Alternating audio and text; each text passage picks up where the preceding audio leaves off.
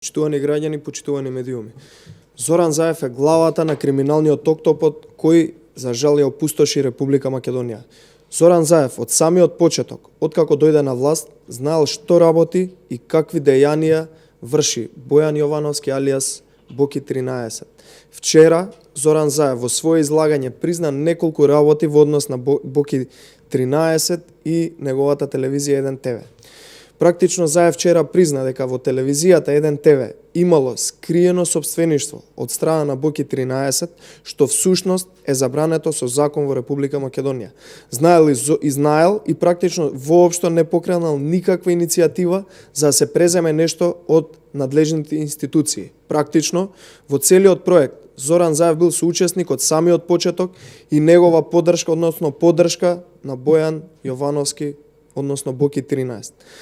Зоран Заев вчера изнеси уште едно посериозно признание, а тоа е дека истата телевизија во која Боки 13 имал скриено собствеништво била провладин медиум. Потенцирам, ја карактеризира како провладин медиум. И практично целото време, откако отворена работела во корист на власта од самиот почеток па се до нејзиното затварање. Со самото тоа што за медиумот на рекетарот Боки 13 Зоран Заев призна дека бил провладин медиум, значи дека во пресред на референдумската кампања и кампањата за претседателските избори, 1 ТВ работела единствено во корист на Зоран Заев и СДСМ.